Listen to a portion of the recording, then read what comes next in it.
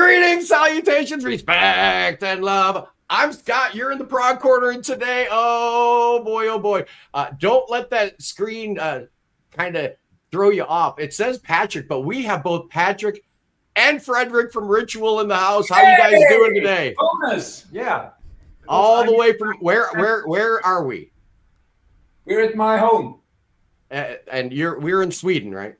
It's in Sweden. It's in Örebro, right in the middle of the country, really. So okay, nice. Like yeah, I know. 2 hours from Stockholm. Yeah. Oh, that's kind of cool. Yeah. Best of both worlds. You're kind of in the country, and you can still get to Stockholm if you want to. But as everybody knows, Kevin, I think you probably know that I'm really excited to have Ritual in the house. In fact, I am so sick. I am sick as a dog. I think it's COVID. But you know what? The show must go on, and I am not going to hold up these guys because Ritual has become one of my favorite bands. And it all, it started with the debut album, Kevin. I absolutely love that debut album. There we go. Here is the entire. Look at this, boys and girls. If you don't know about this band, look how ridiculous this is. 17 years. It's like every 4 years we put out an album, right? 95, 99, 03, 07, and then you guys just decided, What happened those 17 years, by the way? I think we talked about it last time, didn't we? Isn't it? Yeah, I think we did. But we have no good excuses. Good things take time. So, in case we produce some lives, some families, and some families and kids, some divorces, some things that life. I think it's life, and it happens to you. So, it does happen, and probably we're silly meticulous with everything we do. It's just we have to have it right the way we think. So we're not very productive in the commercial way, but we're productive for us. We do it for our own sake, really, because we love to do it. What's the line from the song? Lots of talent, but no success. No success. Yeah. We don't care about that as long as we feel good about what we do. And there's other ways to do music and to make money, right, Patrik? I mean, you don't have to just have all your chips in one, you can have your chips spread around the roulette table. You can do more than one thing, right? And that's the thing that we're seeing with a lot of prog musicians is they're not just in one band. They're doing multiple things. I know you do the Queen thing. Congratulations for performing in front of the King. How about that? Yeah, thank you very much. It was a very special moment for me, really. A big honor, a big joy to see Brian's and Roger's face while I was on stage performing just a little part. I mean, I was just being in the background choir, but it was very big. It was huge for me. I looked at Brian's face expression when we started the intro of Bohemian Rhapsody. I just wanted to know what he looked like, because I know what he looks like when he's happy, and he looked happy. So he should have been. After that, all tension was gone. I was just wow, very honorable for me. Now, for those of you that don't know, you guys performed in front of the King of Sweden with the Ghost, right? Did you meet Tobias? Yes. I've actually sung on another one of the Ghost albums. Backing up vocals. Really? Yeah. I did not know that. You see, we learn new things every single day here, Kevin. Yeah. Every single day. Now, obviously, we're here today for a very special, very specific reason, and that is the reissue of your fourth album, the Hemulic Voluntary Band. I got this the other day from Karisma. I haven't opened it up yet, so I'm going to crack this thing open. Take a look at it for these nice little boys and girls. Okay, this is the front. Look at that beautiful artwork. Tell me about this artwork. And for us Americans have no idea who Tove Jansson is. No idea. We've never heard of any of this stuff. So when I first saw this album cover, I was like, this is the weirdest thing ever. And this whole world that it goes into. Tell me a bit about the artwork and the stories and stuff while I open this up. Okay. Don't get a paper cut. Yeah, right. That's what I always think of when I'm doing that. Well, yeah. Tove Jansson is a very, very, very famous Swedish-Finnish author who wrote about the Moomin Trolls, these little characters, a fantasy world. they're absolutely adorable creatures. You can read it as children books, but it's, I mean, if you read between the lines, it's for everyone really. And these little creatures, they are just representing different kind of personalities among human beings, you know. So there's a lot of recognition when you read it as an adult as well. And the beautiful thing about them is also that they all run around their lives wanting to be something that they're not really. That's the thing. Some may view it as a fairy tale, but I don't view it like that at all. It's more like Tove Jansson is using these characters to really show us the human condition, our aspirations, our wishes, our shortcomings, and she does this in such a masterful and heartfelt way. With a very special atmosphere. And the thing is, she's also a very famous illustrator.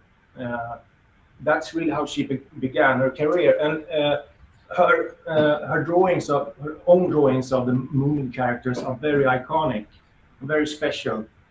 And when we realized that we had a couple of songs, once again inspired by Tove Jansson's writings, we thought, I mean, we have to have some kind of artwork reflecting this, but we can't really use her paintings. Of course not. We didn't Right. We want to have something else, something of our own. So I basically I asked my old friend Javier Canelita Herboso. He's an amazing illustrator and artist, musician too. He's a musician, and I asked him, would you like to do your interpretations of Tove's illustrations? Having our music in his in the back of his head. Yeah. So, that's what he did.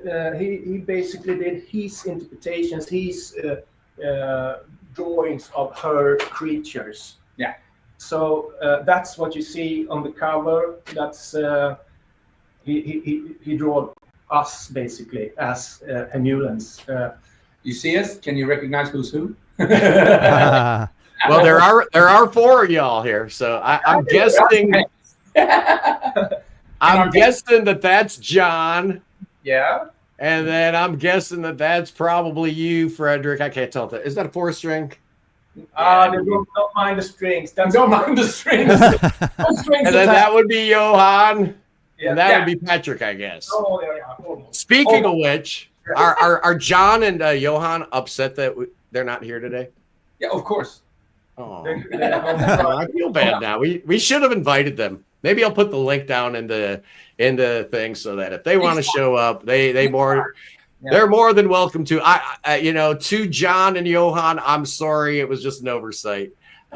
You guys are every bit as important to the ritual sound as the two cats that we've got in the studio today, right? Yeah, no doubt. Now, let me ask you something about the Hemulic Voluntary Band. I love the debut album. I thought it was absolutely spectacular. I think it's so amazing, so many different moods. And you talk about the Moomin Papa, right from the first album, you were kind of in the Tove world, right? So this is nothing new when you busted out with this, but this is like one of the greatest records I've ever heard in my life. I just did my countdown of albums that were released in 2007, and it broke my heart because Neil Morse beat you. Mm-hmm. Oh yeah. Sola Scriptura is just too good. I'm sorry. Probably the only Neil Morse that would have beat him was that album. Maybe question mark. Maybe. Yeah. Those are my two favorite Neil Morse albums. But did you guys know that you were onto something really, really special with this album? Because I kind of look at an album, and whenever you've got an album that ends with a 26-minute epic, you kind of know you got a special record on your hands. Did you guys feel that way? I in a way, I think so, because our first album, or rather our second album, Superb Earth, was kind of a departure, I think. Yeah, it was. Stylistically and almost philosophically, I would say. The third album, Think Like a Mountain, was, we were still sort of halfway back. Halfway back. Yeah, that's the Halfways album. Yeah. Then we did a live album where we sort of took stock of all we had done up to that point. So after that, we sort of had Well, first of all, I think we have acquired some confidence in our craft. Yeah. And what happens after a couple of years is that you start to refer perhaps more to your own body of work instead of outside influences. Yeah, I think it was mixing the live album was sort of an eye opener to me, or ear opener maybe, because I could sort of see it a little bit more from outside in a way. You can never have a same perspective on yourself, but No. at that point time had passed, and I could sort of hear, well, this is what is more special and personal about what we do, and so it felt kind of natural to take the next step into what would become Hemulic Voluntary Band, and it was just I used to refer to that album as sort of what could you say, the opposite of an identity crisis. Like back to this is what we are, in a way. Well, I got good news for you, Julio. He doesn't know Ritual at all. He's hoping that we hear some. Kevin, can we make that come true before we move on? Because I'm getting a ton of questions about any plans for releasing the first 3 albums on vinyl. I'm getting all kinds of questions about Boged Part 2, but we're going to stay on the Hemulic Voluntary Band for a minute, and let's cue up the title track. Kevin's put together a little visualizer for this, and if you don't like this song, you might as well just click off because you're not going to like Ritual. This is not your band. I'm telling you, this song encapsulates everything that I love about you guys, all in one song. So if you punks don't know like if you've noticed this, when I've talked to people about this album, the thing you hear a lot, these are the words I hear. One of my favorite albums. Yeah. Because a lot of times you hear, oh, it's a great album. I really like that album. But for whatever reason, you get a lot. That's one of my favorite albums about this record. It's a really special album. It's amazing. Well, Yeah. I agree. So here we go. Here's the title track, the Hemulic Voluntary Band. 1, 2, 1.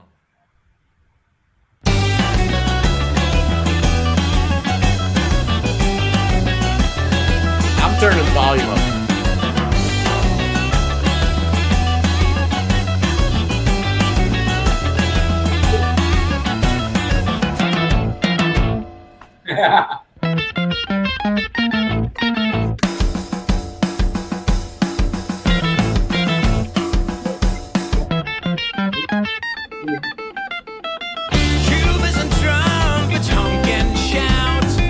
Love that clavinet.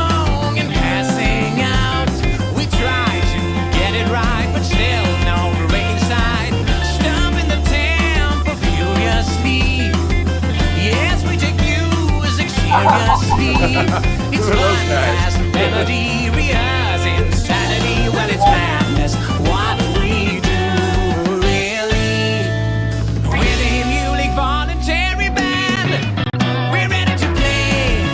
We're ready to try to make you people want to stay. We're ready to play. And we're the Hemulic Voluntary Band. We're ready to play. We're ready to make this merry music every day. We're ready to play.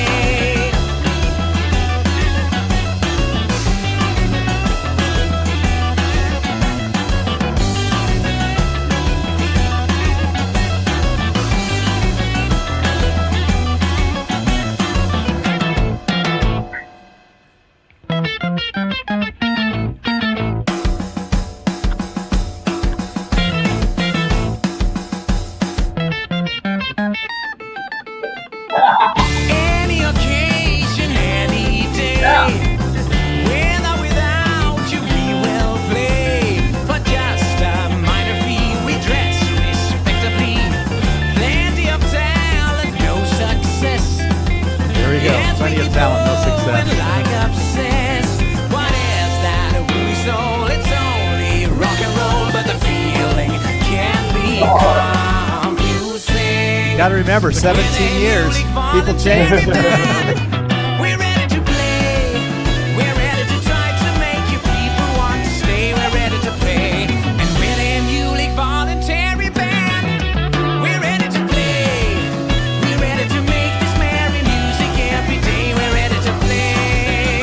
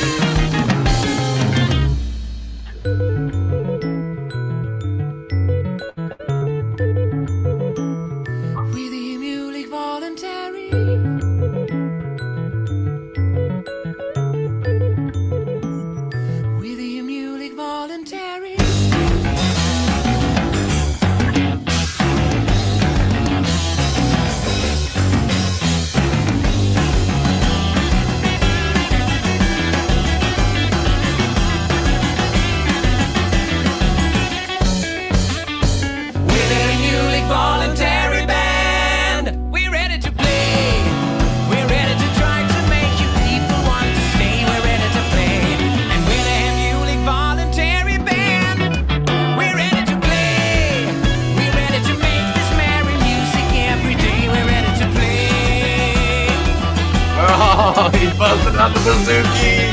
Oh, here we go. Yeah.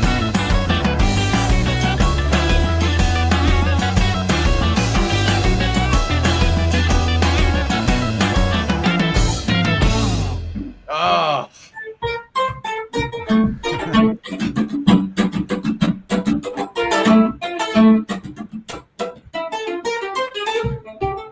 Tubas and trumpets, some can shout, marching along and passing out. We try to get it right, but still no breaking sight. Stomping the tempo furiously. Yes, we take music seriously. It's fun, fast, remedy, rehearse insanity. Well, it's madness, what we do. Oh, really? Let me sing. The Hemulic Voluntary Band. We're ready to play. We're ready to try to make you people want to sing. We're ready to play. The Hemulic Voluntary Band. We're ready to play. We're ready to make this merry music fun game. We're ready to play.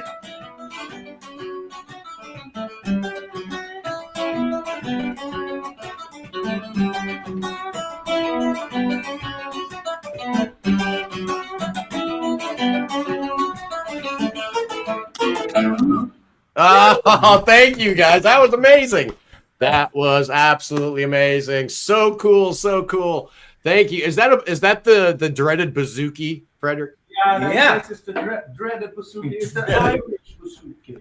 I don't think I've ever seen anyone play one live. I've seen them like on YouTube videos because when I saw all these bands were playing something called a bouzouki, I'm like, what's a bouzouki? So I had to It's a Greek Google it. instrument. Yeah.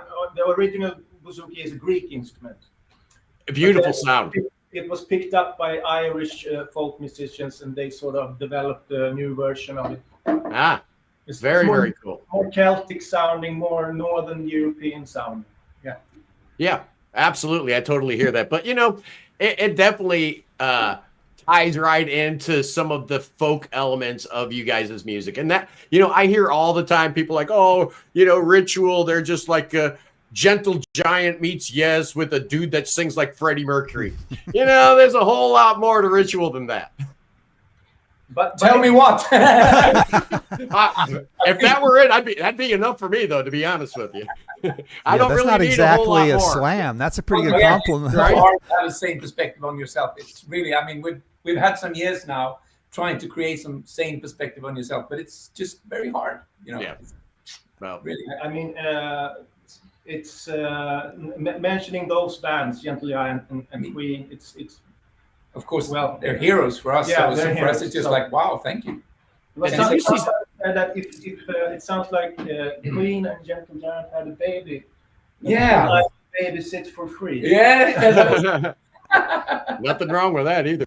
No. Absolutely not. Well, there's Yeah, a- I mean, you say to a prog guy, Queen and Gentle Giant had a baby. Who's not going to want to listen to that? I want to hear that. I want to hear that, Absolutely. man. Oh, man, look how sweaty I am, man. This is nasty. I'm like, Yeah, where's my face? How are you?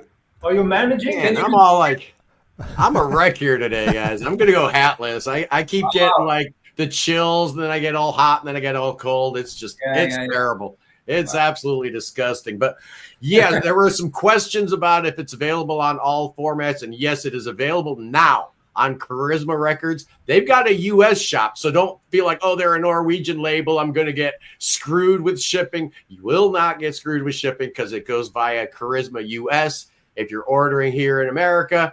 And if you're in Europe, then Karisma is the way to go. The regular Karisma. And I think it's a Available. somewhat limited pressing. Like, people better jump on it. Jump be on around it, get forever. it now. Yeah, it's available on vinyl for the very first time. They've reissued the CD also, right? Yeah, we remastered both of them. Really, I mean, the CD is remastered. As Really? a CD, and the vinyl is really adapted to the vinyl sound. And Have you listened to the vinyl yet, Patrick? Because I'm concerned, man. Dangerous Journey's 26 minutes long. How to hold up? How the whole thing, Todd Rundgren, the icon, 30 minutes on one side. It kind of made the sound quality not great. Exactly. How'd they do on this? Are you happy with it? Yeah, it works, but it's just it's fine. It is, but we were kind of worried, of course. Oh yeah. Also, we have to mention our unsung hero, our Hans, our fifth member, our co-producer and sound guy, who's taught me everything about recording in the studio. Now he's been with you since the beginning, right? Since the beginning, Since our first demo, actually. yeah. Before, Oh really? Really? yeah, Wow. the demo before the first album, really, yeah. So he's Julie- done a lot of work put a lot of work into this. Yes. Julie thinks I might be heading into menopause. I don't think that's it exactly, Julie. No. I know Our- all about that. And no, Ian, I am not feeling well. By the way, I'm feeling a little poorly, but that's all right. Todd Rundgren initiation was even longer. Thank you, Zeb. Zeb made a quip about something Swedish. Is that what you guys were laughing about earlier? What? I didn't catch that. What? Let's see. What was he talking about? He said something about you guys and your Swedishness Moose. because he's Norwegian. Oh yeah, but I think he wrote about the Swedish. Oh Yes. yeah, this is the comment right here. What's that mean? Stuff, the tobacco that we use. Oh, okay. I had no I idea think- what he meant. About that, yes. I had no idea what he meant. So yeah, so it is available now via Karisma. Buy it today. I love the vinyl, man. It says beautiful blue translucent vinyl. I showed it already, but it bears repeating. It needs to be shown again. Look at how gorgeous this is. You guys need this record. I played a song. So yeah, you make up your own mind. Just so you know, I just asked ChatGPT, has the technology gotten better with pressing longer vinyls? And it said it absolutely has. So obviously you prefer it to, but it has. So Todd Rundgren back in the day, I'm sure it was a bigger struggle than it is today. Yeah. But you know what I always liked about Initiation and Todd Rundgren's Utopia is the production was so terrible, and it was so much music on one side of vinyl that you weren't even worried about the sound of the record, right? You knew it was crap, so you just focused on the musicianship and the songwriting. And yeah, I'm a big fan of both those records. So okay, and yeah, sorry for your sickness. I know this sucks, man. I'm not feeling it today, but the show must go on. And Yes. so then we had the big 17-year gap. Yeah. After the Hemulic Voluntary Band, people were doing this, that, and the other thing. And if you put it along a timeline, it does seem like at a certain point in everyone's life, other things take over. Family, kids, careers, and stuff like that. So I guess it makes sense that there was a 17-year gap. But, you did put out the glimpses of Mr. Boged, 4 years before the actual album came out. And It was, yes. Yeah. Mm-hmm. We wanted to give our listeners something. yeah, well, we appreciate We're it. not dead yet. Exactly. That's the thing. Yeah. We're not dead. We have plans, Yeah. and we do stuff. But the thing is, we also played live from time to time. Yeah, we played some of the new stuff as well. Yes. And we started writing Mr. Boged already 2009. Really. Wow. So it's been a very long haul, but we worked continuously. We did we've done a demo with both part 1 and 2. Full demos. So 17 years, yes it is, but it's also been 17 years that has contained the work of 2 albums really as well. Yeah.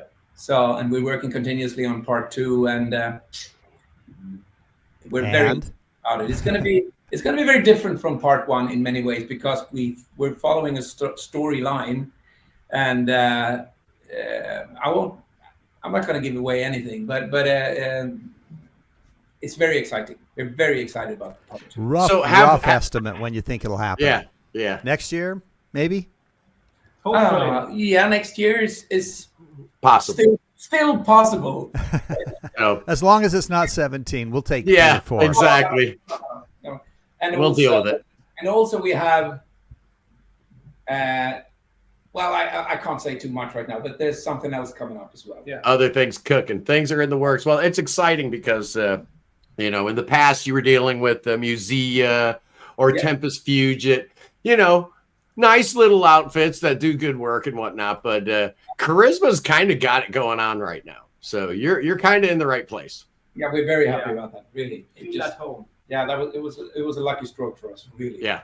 Yeah. I'm so happy that they're looking at more than just Norwegian right. I mean, it's a Norwegian label. So when I first saw you guys were getting signed by them, I'm like, okay, that's kind of cool.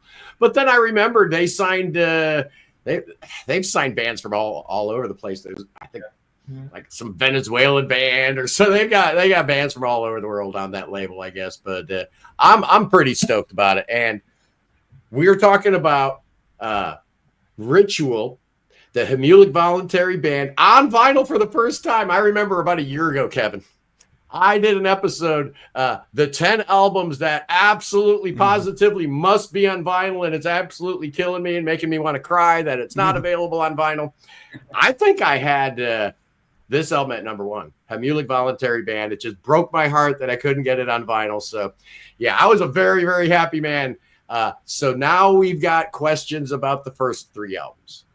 Any conversations or discussions about doing something with those? Yes. And there you go. Oh, here's a good question. I think I know the answer to this. Will part 2 conclude the story? Good question. Yes, it will. Yes, it will. There won't be a part 3. No. And it will be concluding the whole story. Yes. I'm the leading light. You hear this? I'm the leading light in the darkness of progressive rock. Wow. Yeah, I agree. Jeff Schilke was pretty impressed with that live track. So thanks, guys, for playing. We're not going to impose anything else on you. We'll see what they decide to do. Anything's possible because we are going to be playing another track as we segue from the Hemulic Voluntary Band into the world of Mr. Boged. Oh man, you know, we're out of the world of Tove Jansson, but yet somehow it kind of feels not that far removed. Fedrik, tell me about your involvement in the storyline and the artwork and the whole thing. Oh my God, yeah. Because you're the guy, right? You're kind of the guy on this, right? It is. The thing is, I think when we did Hemulic Voluntary Band, the 26-minute epic A Dangerous Journey, we really enjoyed doing that and making a story come to life with music and working with a story that is chronologically told from start to finish, without not much poetry really and lyrical imagination stuff, just telling a story. So we said maybe we should do more of this. And we didn't quite know what it should be about, and we felt we can't do any more to be honest and stuff because it will be just too much. So I had a story in my sort of snippets of a story brewing in my head, and then one day Patrik had a musical idea which eventually turned into the first song on the story of Mr. Boged, Hasty Departure. And when he played that, I just got this vision in my head about what's going on in that song. Someone leaving in haste in the middle of night. It's sort of like a 19th century setting, cobblestone and horses and carriages and stuff. So I had those little bits of the story already before that. So then I was totally inspired. So I just went home and did kind of a synopsis, or can you say that in English? Yeah. Perfect. Yeah. So I of the whole story basically, and we had a rehearsal, and I remember it as the next rehearsal like 4 days after, because back in those days we had continuous rehearsals all the time. The next rehearsal, Freddie came back with a full story. Yeah. Because of the song that we'd been trying, you know. So that was really amazing. I can. Yeah. Go ahead. No, because what I was going to say is that if Patrik came to you with the hasty departure, I would have been totally inspired too, because that track is everything, man. Kevin, I swear to God, I was about 15 seconds into Mr. Boged. I knew it was my favorite album of the year. I knew it. Just how amazing the album starts. I'm like, forget it. These guys, they obviously are picking up right where they left off after 17 years. And the story of Mr. Boged. Yes, indeed. It was my favorite album of 2024. And honestly, it wasn't even close. I honestly, I couldn't. It was Prog Radio's 5th album of the year, which is pretty good, I gotta say. Number 5 ain't bad. And it's amazing, incredible. I mean, tell me about the artwork. Yeah, once again, this one here. Yeah, when I had a story, I myself think a lot in images and pictures. So I sort of visualized the story. And once again, I turned to my friend, Canelita, Javier Herboso, and I told him the story and what we would like to have. And he's such a brilliant illustrator and artist. He can do the most wonderful sketch in no time at all. So he came back with a couple of amazing pictures, and once again, and he will do the artwork, of course, on the Story of Mr. Boged Part 2 as well. Oh, awesome. Good. Very important. I think it would be a big mistake to go with a different artist. Yeah, he's already on it. I've seen a lot of illustrations already. So. Oh, cool. Perfect. Hey, yeah, Jeff Schilk is wondering you know what? Patrik, you've been on the show 3 times, and I've never asked you this. I can't believe. I mean, I think most people would assume it might be a yes-related thing, but where did you guys come up with the name Ritual? I think yes, I would say that it has something to do with yes originally as well, but even more so, I think that the band we had before Ritual called Bröd, which is bread in English. Anyway. That was back in from 88 to 92. We were Bröd, me and Fedrik and Johan and some other guys. Anyway, after that, when Bröd was splitting up, but Johan, me, and Fedrik were absolutely convinced that we wanted to continue together. And the music that we started to play on just the 3 of us had a bit of sort of ritualistic vibe to it. It was more of the ethnic vibe, organic, and there was something, it was just resonating with what we did right then. So I would say that when we picked the name, it was even more how we felt about playing together at that specific time, more than the Yes song. Right. And it's a good name. Yeah, I think so. I mean, unfortunately, a lot of bands. Yeah, a lot of bands think it's a good name. Yeah, there's a few out there. The world is big enough for all of us to have That's that. Right. I like the name. Yeah, the name becomes a habit. It's just that's what we are. It would be silly to try to change it or something like that. Nah, it would be silly. And yes, it has been a consistent lineup from the get-go. It's been Patrik, Fedrik, Johan, and John. Which I don't know about you, but I'm a big fan of that. Right? Me too. Yes. But Yes is my favorite band, so go figure that out, right? But there's something about when a band has that consistent lineup year after year, album after album, tour after tour. They still don't hate each other. They still like, performing together. They still like creating new music together. It shows up in the music. Yeah, I think so. Very much.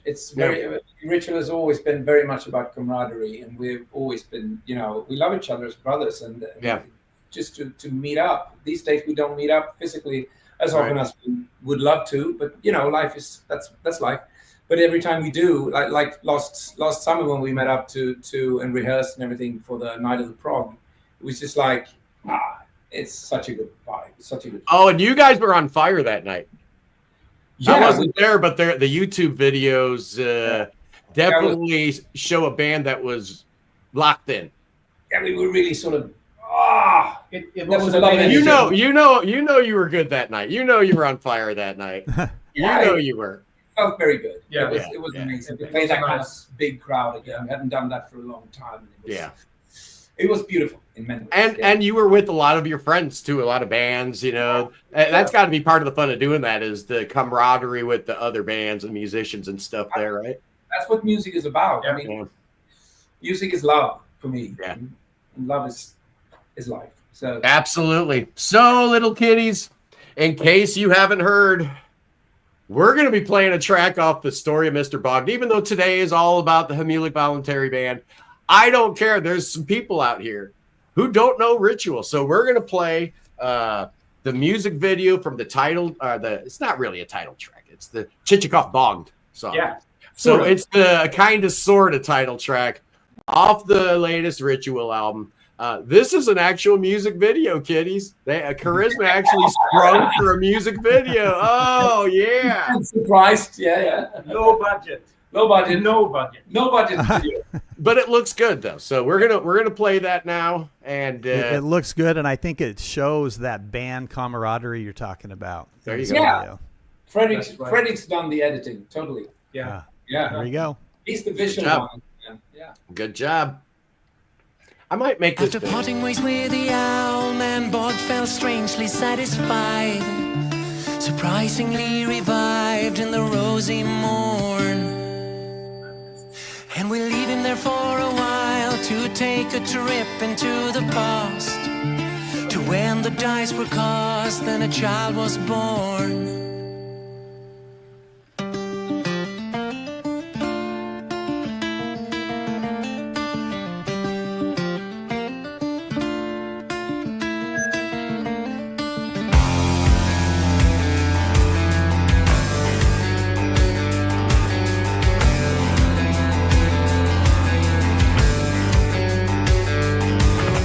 Imagine a boy not long ago, looking tidy and cute in his Fauntleroy suit. Everything's spick and span, there's nothing saying he would fly if he could. I love that clavinet.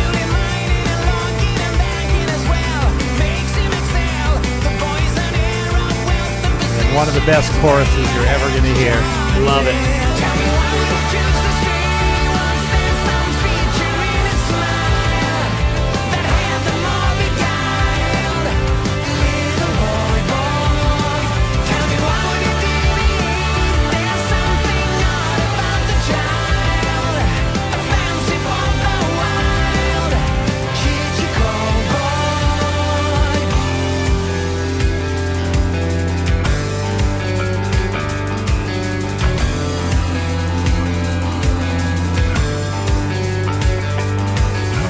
Imagine a caring mother bringing comfort and joy to this little boy, but she was a feeble fairy queen and some illness at play took her away.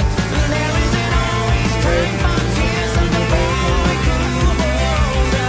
Tell me why would you choose to stray? Was there some feature in his smile that had him all beguiled? Little boy, and tell me why would you give me something not about the child? A fancy for the wild.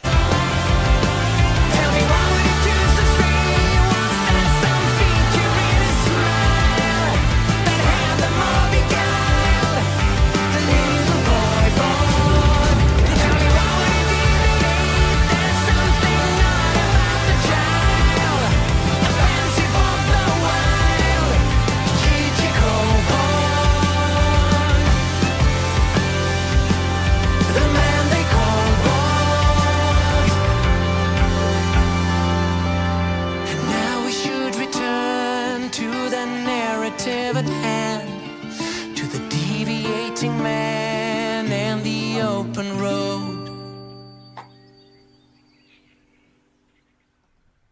Little bird sounds and nature sounds back there. Oh, so good, man. And that shows how they tell the story without like just popping a narrator in there, but they tell the story musically. It's awesome.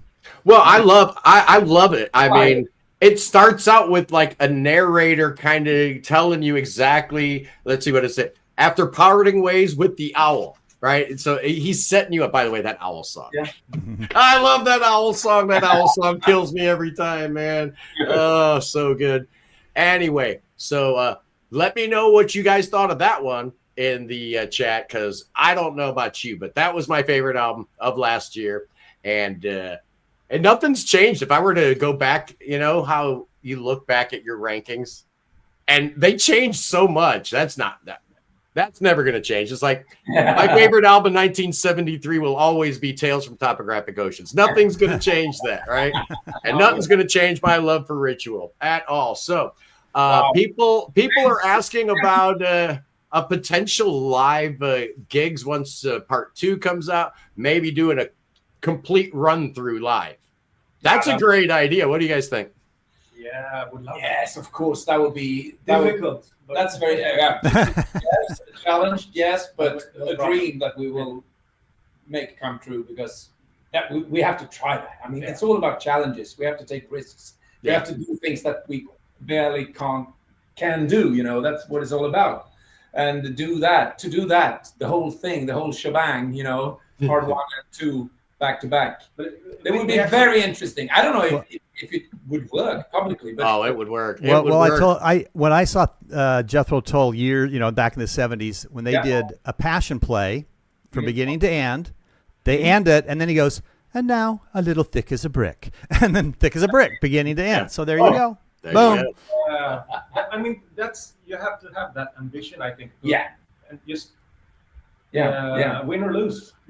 You start to do it. Yeah.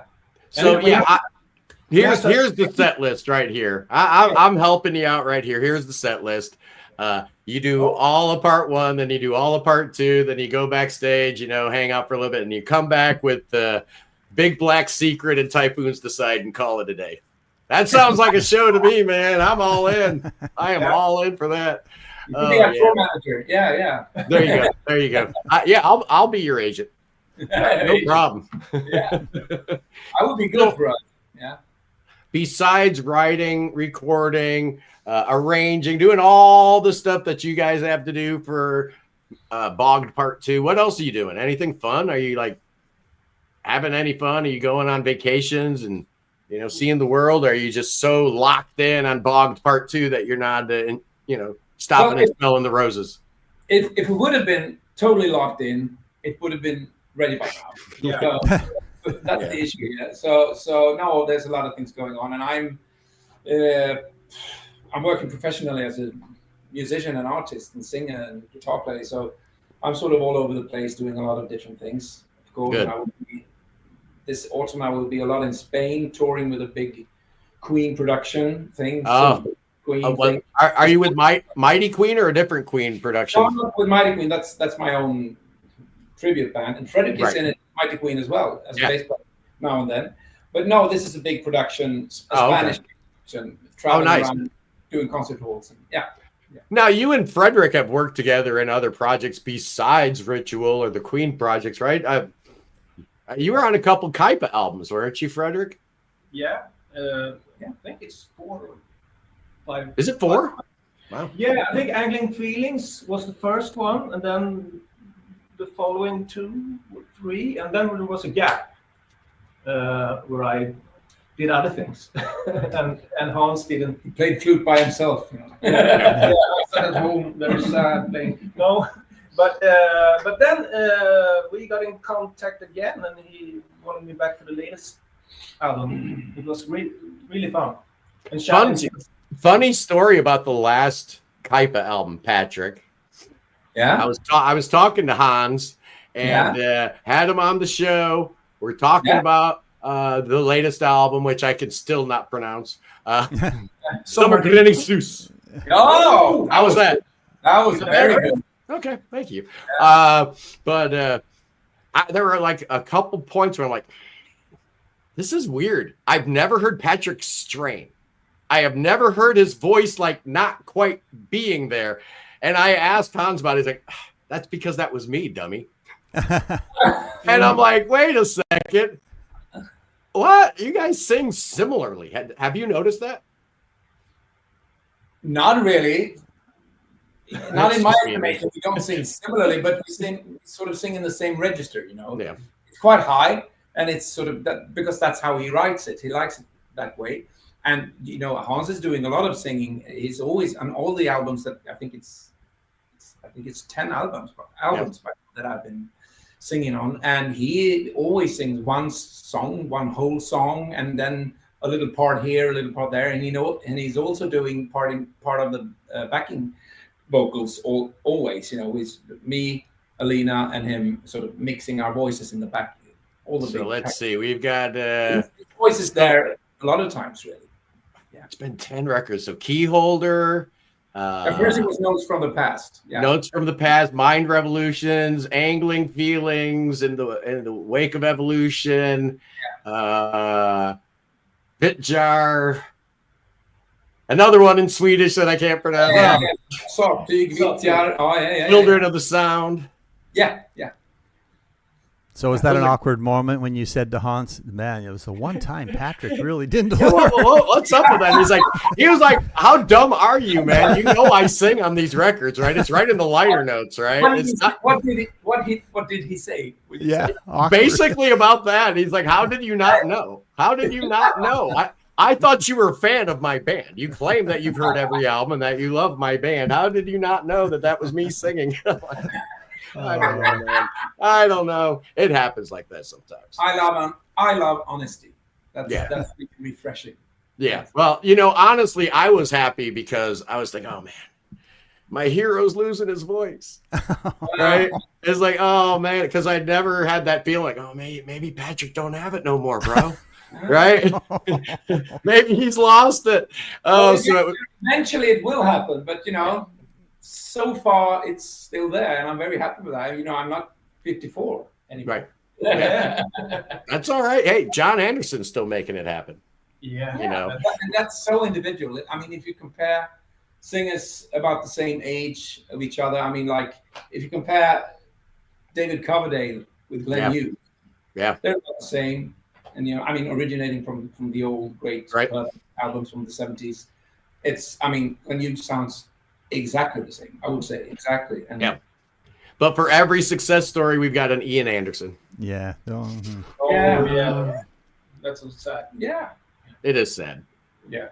But the music's still good. Yeah.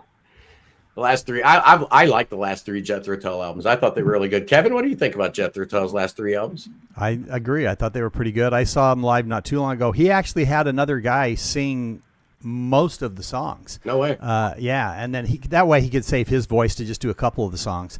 But obviously, his voice has changed. I mean, that's so much better than having something on tape or something. You know? Oh no, nobody cared. Yeah. It was cool. I mean, he did his bit, and we appreciated it. It's like when you go see Burt Bacharach. You know, you don't want to hear 2 hours of Burt Bacharach singing, right? But you want to hear him sing, you know, a couple of songs, and that's how it was. So, what, Patrik, Fedrik, besides working on all the ritual stuff, have you been hearing anything you've been liking lately? Any music that's been moving you? Yeah, for my part, I got in contact with an amazing singer, songwriter, guitarist, musician from Massachusetts, USA. She's called Kim Shin Gibbons, and it was 2 years ago. Yeah. And she's awesome. Yeah, you know it. Yeah, she's awesome, and she's in this awesome band, young band called Sunset Mission. It's a group of young musicians who are really exceedingly talented, amazing players, and they're making a new album that you have to listen to when it's ready. I participate on one song, okay. Just like always. that's sort of my job. That's kind of your thing, right? It's in your bag of tricks, though. They already had a bass player. They didn't need you for that. No, they have a bass player, but we started collaborating with Kim Gibbons and I, and we've done a couple of songs together. You can see one of the songs on my YouTube channel, and of course, she has put out her own songs as well. There's videos on YouTube.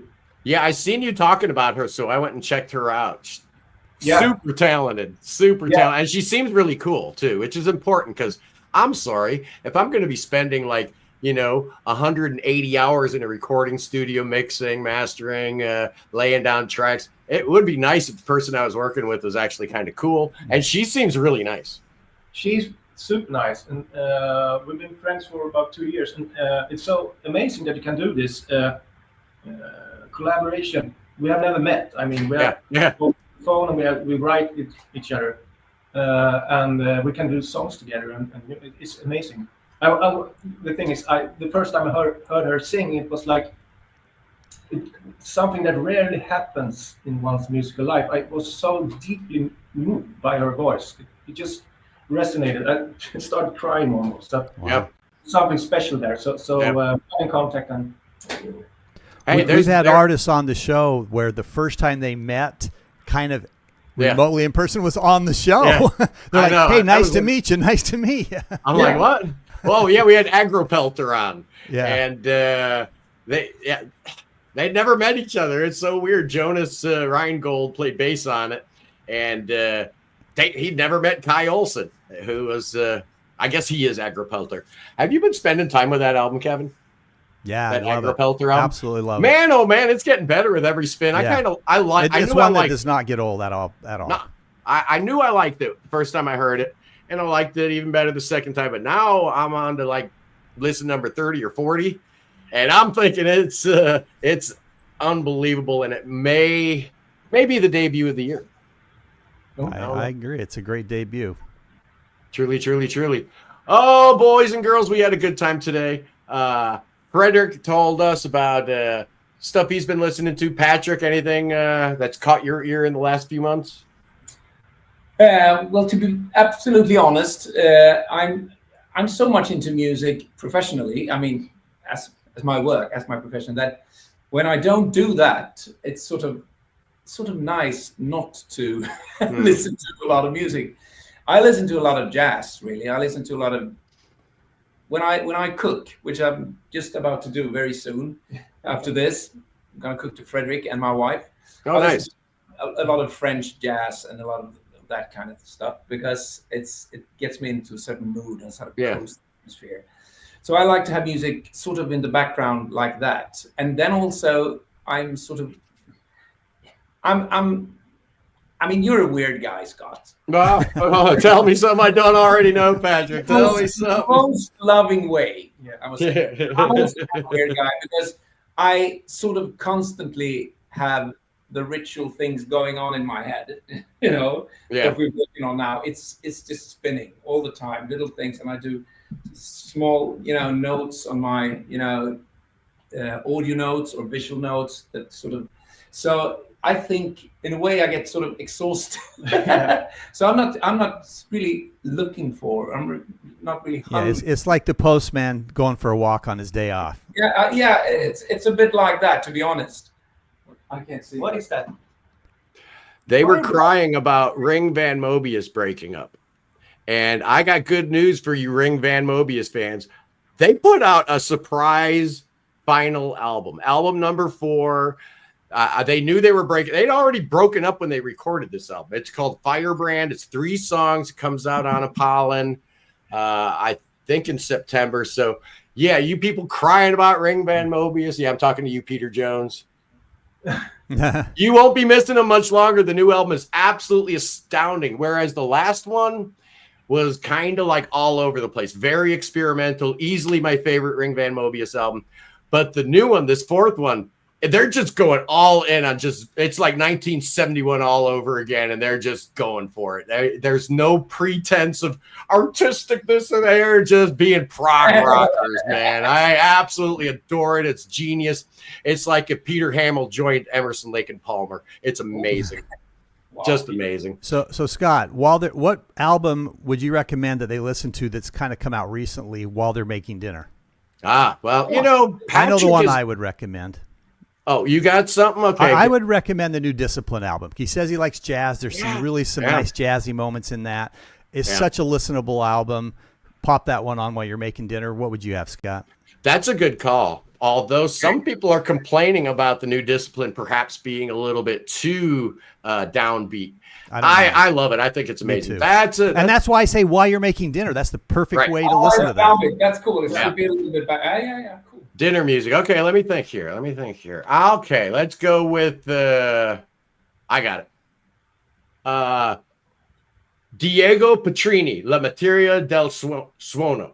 You know Diego Petrini. He's the keyboard player and drummer for what is it? El Bacio de Medusa. He's got pretty much everybody from that band on here, but it's like this album's a little jazzier. Yeah, that'd be another great one to pop on for sure. Yeah. If you like Italian prog, which of course I do. Of course. And here we go. The recommendations keep coming in. Another great album. Another awesome album there. Yeah. R.I.P. to their drummer, who was also the drummer for Crocofant. He died last month. No, in June, I think. He died in June. So very sad, very, very sad. But Soft Fog is going on. They are not going to stop. Can I ask you guys, because you're the right guys to ask, I think.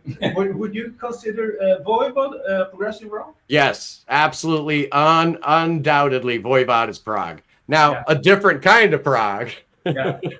But I've always found them to be very progressive, very weird. If you put weird in your description of a band, you're halfway to prog already. You know? That's true. That's true. Yeah. I love them. I think they're great. Anyway, what an amazing show. Thank you guys. I really, really appreciate it. We have some more music to play. Okay. Oh, nice. Fantastic. Take us home. Take us home. Regarding the thing that this is about, the Hemulic Voluntary Band, just a little snippet. Yes, we're not sweet, well rehearsed, but 1, 2, 3, 2, hey.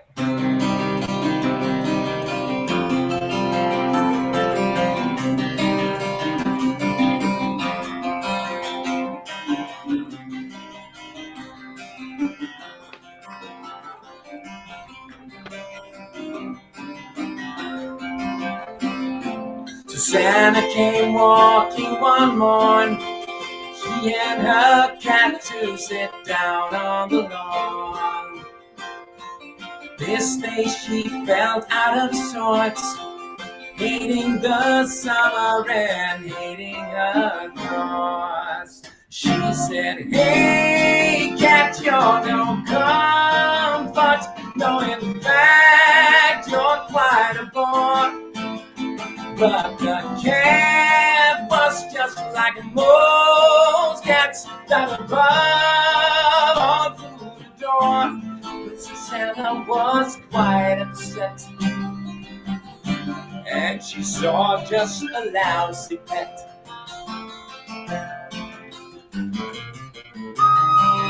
Woo! Yeah!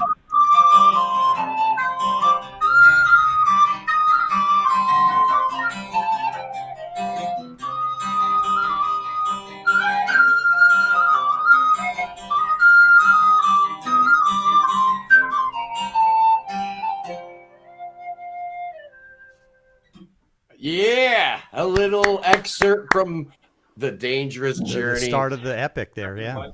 Oh, yeah. 26 and a half minutes of absolute genius. Just so cool. Thank you, guys. What a great show. Thank you very much. Patrik, Fedrik, open invitation. Anytime you guys want to come on the show, just hit me up and you're in. Kevin, what's going on in your world this week on Prog Radio? Well, we're going to play another video for 30 seconds. Here we go. Can you dig it? Oh, we know you can. Drop the needle. Feel the jam. Can you dig it?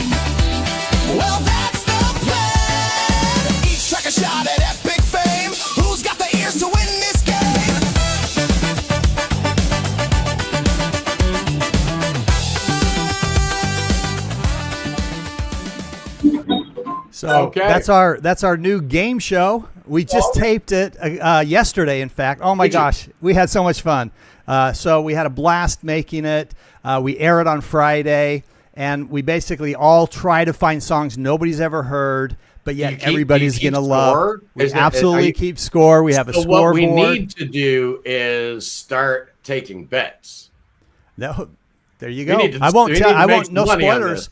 No spoilers who won or who didn't win, but my money's on Matt. Your money's on Matt. Okay, interesting. My money's on Matt. You get points if nobody knows the song. So the more obscure, the more points you get, and then you also get points by how much everybody liked it. So the more people, so it's you can't go so obscure that nobody likes it or so much. Obviously, you can't bust out "Supper's Ready" by Genesis because everybody knows it. So 10 great songs. Fun way to learn about 10 new songs. We had a blast doing it. It'll be Friday at noon on Prog Radio. We're also, for the first time ever, going to make it a podcast so people can check it out that way as well. Nice. And then obviously in our echo chamber, they can listen to it. Well, I've got a little something going on next week. You know, I love pissing people off. I really do. And there's very few things in life that make me happier and give me more satisfaction than to disappoint people. I do it on the regs, and next week on the show is not going to be any different at all. I am going to be ranking the albums of. Here, I'll show you the thumbnail. Ramones, no? Yeah. It's the Ramones. I'm ranking the Ramones next week. The least prog band in the history of mankind. They're so. Listen, the Ramones are so unprog that they're prog. When you stick to your guns with 4 chords and a cloud of dust, I don't know, man. That's pretty progressive thinking. So I'm going to be doing a ranking of the Ramones. Ian hates the Ramones. Come on, man. What? Oh wow, a Yordzio ranking. That's a good idea. You see, they want me to do a Yordzio ranking when I'm doing a Ramones ranking. You see how I've already disappointed people. That can be more polar right there. Yeah. And Rocket to Russia will not be at number 1. I am not going to reveal what is at number 1. And Joey Ramone, yes, indeed. Joey, the good one. Kevin's a Johnny fan, probably, because there was a lot of tension between Joey and Johnny over politics. Can you believe that? Can you believe that? Friction. Joey was all like liberal and whatnot, and Johnny was all like super conservative, so they butted heads a whole bunch. But anyway, that's the show today, guys. I love you. Peace in the Middle East. Thank you for having us. Thank you. Man, it was my pleasure. This was a great show. Kevin and Scott, I mean, we're so glad that you guys keep this community alive. Yeah. And, it means a lot. Definitely. Thank you.